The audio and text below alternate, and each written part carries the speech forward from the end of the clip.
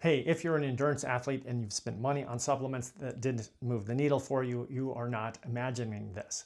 They didn't work. And the reason comes down to one thing, and that is the supplement industry is very good at selling products that sound right for athletes but don't match the actual physiology of your endurance performance.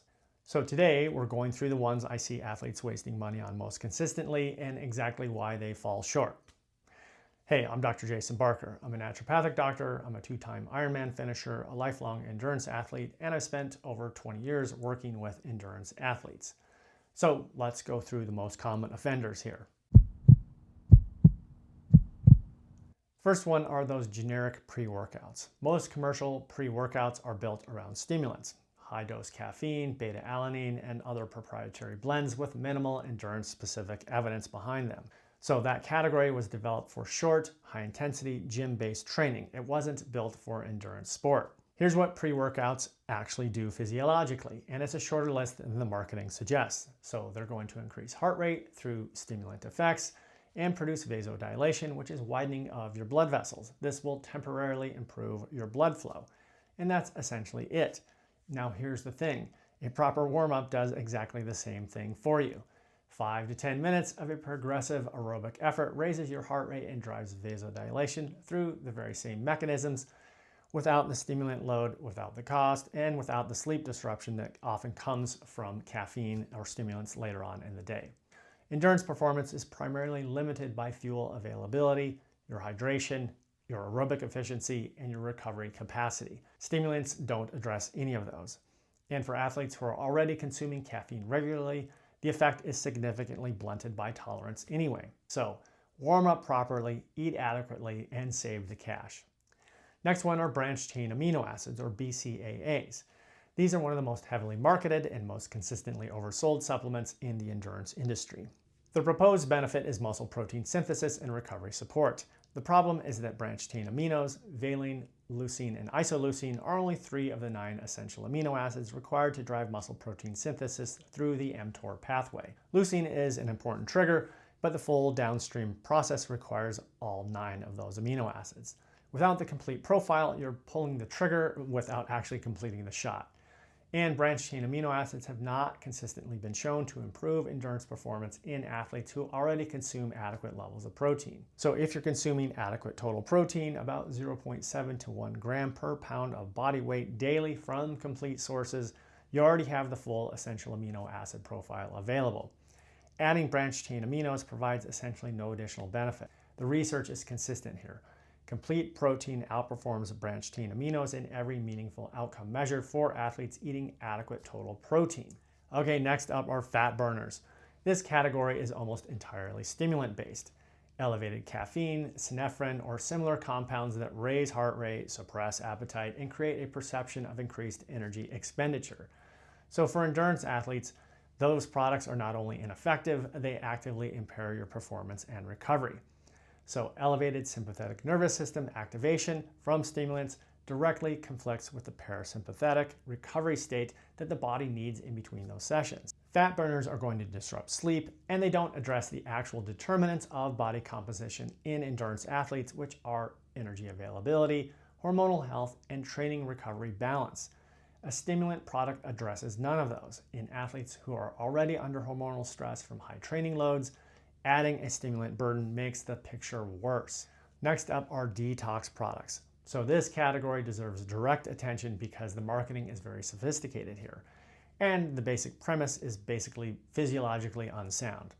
Juice cleanses, detox supplements, liver complexes, colon cleanse protocols.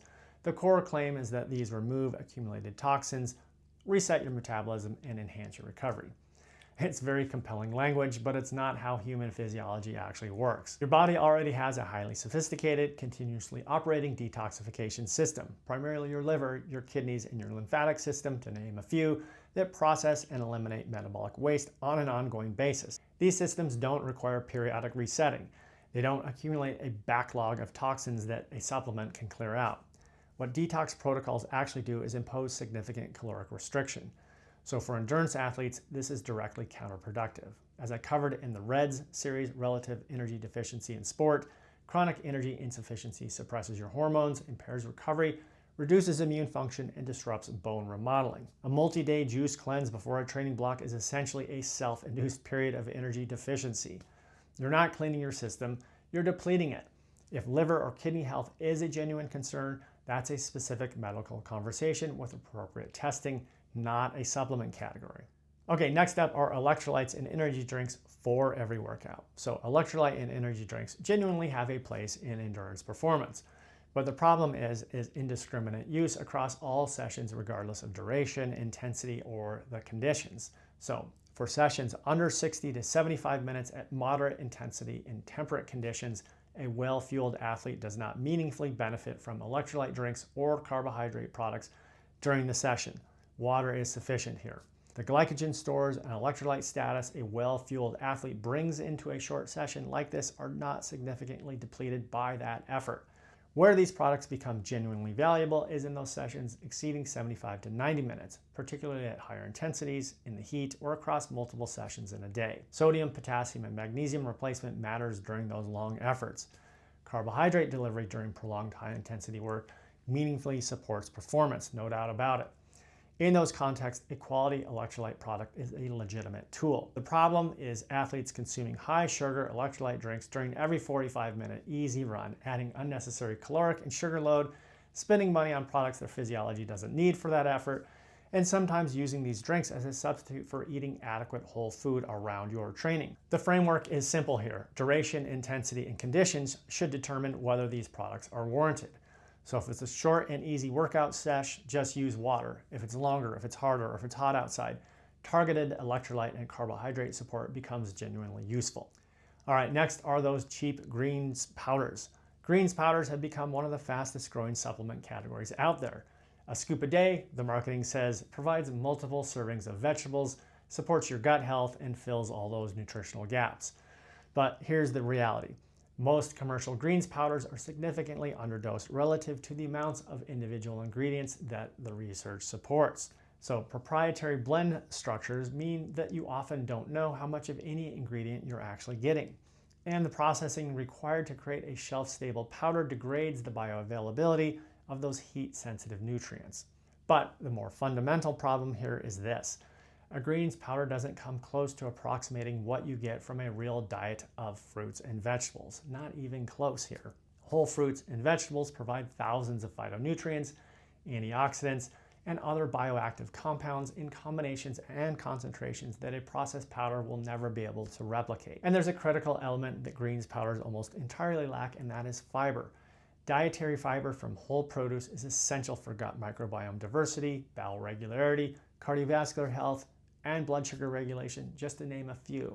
A scoop of greens powder provides a negligible amount of that. If your diet is lacking in produce, a greens powder is not the solution. It's a way to feel like you've addressed the problem without actually addressing it. So eat your vegetables. If micronutrient coverage is the goal, then maybe a quality multivitamin is more transparent, better dosed, and less expensive. And if you want to know specifically which nutrients you're actually deficient in, that's what targeted lab testing is for, which is exactly what I'm going to cover in video 4 of this series. Here's the pattern that connects all of these. Every supplement on this list fails for the same reason. It doesn't match the actual physiological limiting factors of endurance performance, or it's built on a premise that doesn't hold up to scrutiny. So the supplements that actually work target specific systems that genuinely limit endurance performance.